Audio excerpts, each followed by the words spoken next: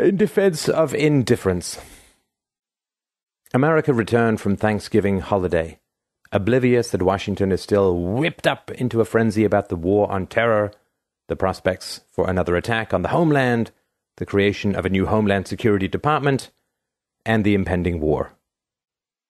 What's odd is that these people are convinced that everyone else in the country is as hysterical as they are, following every twist and turn in the on-again, off-again war, glued to the newspaper's details about the new department hanging on every new terror war. No way. My visit to my extended family in Texas has convinced me of what I've suspected for a long time.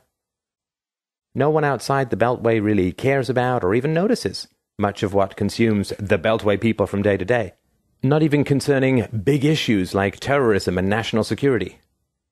Okay, some Manhattan residents care because they were hit by terror the last time. Not that anyone there believes that the feds are going to be able to prevent the next attack. As for the rest of the country, using Texas as a proxy, nothing. Not a word. In answer to a question about a poll showing plummeting regard for U.S. foreign policy, Bush said that his terror war is about freedom and doing my obligation to make sure our children can grow up in a free and safe society. Now, this is clearly a goal everyone shares. Every day, parents work to make sure their children are safe and grow up in freedom. Is there a living soul who actually believes that Bush is playing any role in ensuring safety and freedom for our children? If so, wouldn't they constantly be expressing gratitude, as versus completely ignoring such statements? Instead, the issues dominating the central Texas town in which I spent a week run as follows. Too little rainfall. The merits of a new bridge downtown. The prospects for the local high school football team. The modernizing tendencies of the new pastor of First Baptist. The produce selection at the new grocery store, the local real estate market, and the upcoming tour of homes. Within my family, the major issues were the glories of my mom's new Dell computer and her freestanding turkey roaster. Success! My own cloverleaf yeast rolls were a bigger deal than the prospect of war in the Persian Gulf. In fact, not once in 7 days of visiting with friends and relatives in all directions, and these are politically minded people, well-educated and unusually attentive to public affairs, did anyone provide an expression of thanks concerning Bush's efforts. In fact, national politics didn't come up at all. Once, someone mentioned Bush's wife's suits. Other than that, nothing. It wasn't quite taboo, it just wasn't on the radar screen. This is the first time in 20 years that issues of politics and government were completely absent from discussion. My nephew came close to raising a political issue. He's on a high school debate team, and the subject is what the government ought to do about providing care for the insane, an idea akin to suggesting that the blind lead the blind. But this is a debate that could have taken place in the 19th century as much as the 21st century. It has no unique bearing on current-day controversies or realities. The topic was raised in the same way a boy would discuss his science project. Now, whether you oppose or support what is going on in Washington, one has to admit it is important and probably ought to be discussed. Bush is proposing a state of permanent war. He has created a fascistic monstrosity in the form of the Department of Homeland Security that aggressively shreds constitutional safeguards of civil liberties. The U.S. is preparing to obliterate a poor, defenseless country in the Persian Gulf in order to grab its oil fields for government-connected corporations. Columnists on the left and right have raised alarm bells about the Nazification of America, and no one cares.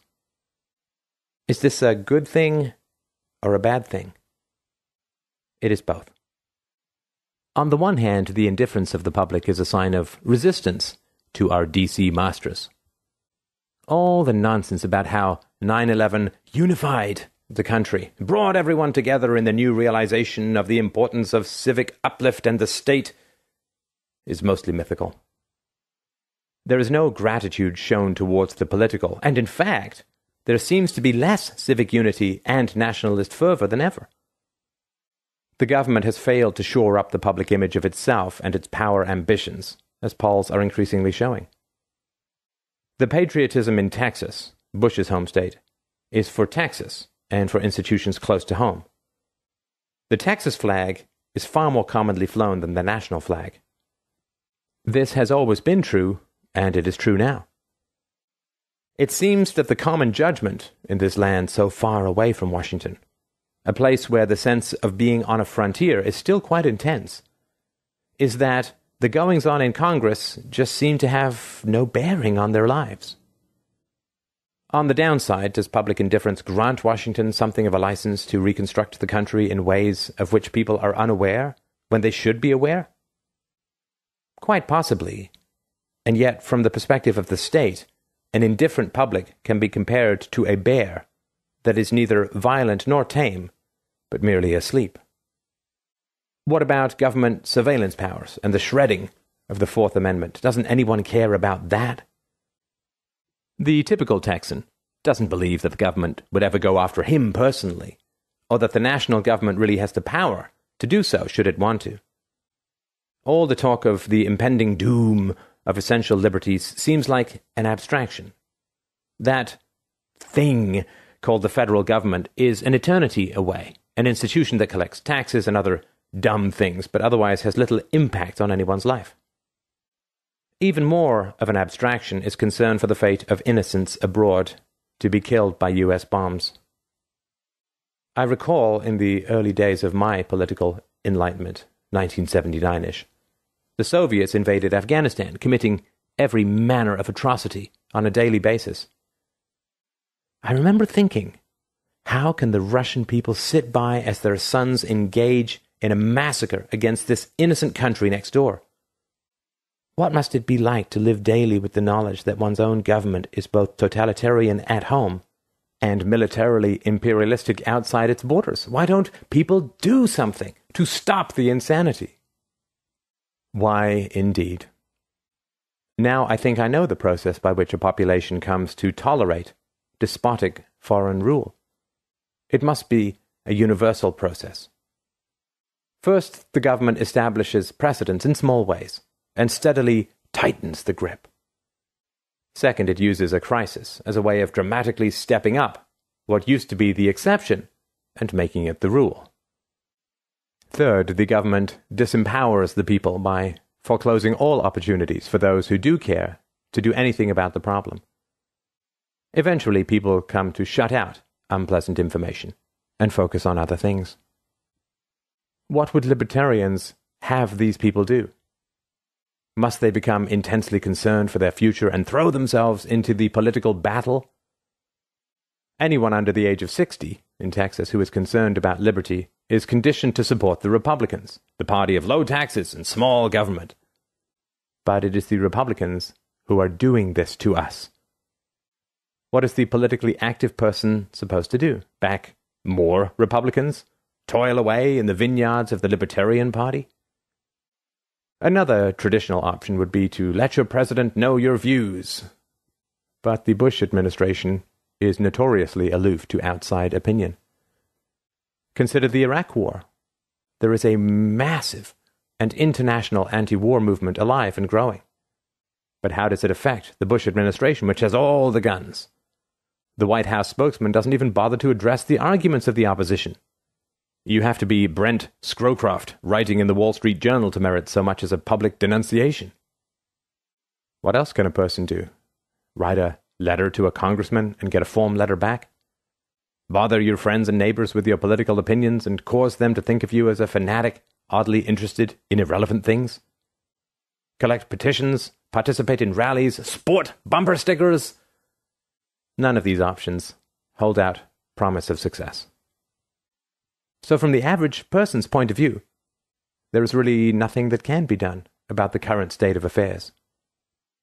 As Paul Gottfried says, the power elite are running things, and everyone else is disenfranchised and disempowered.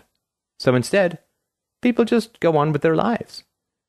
Indifference is the only civilized option, or so it would seem.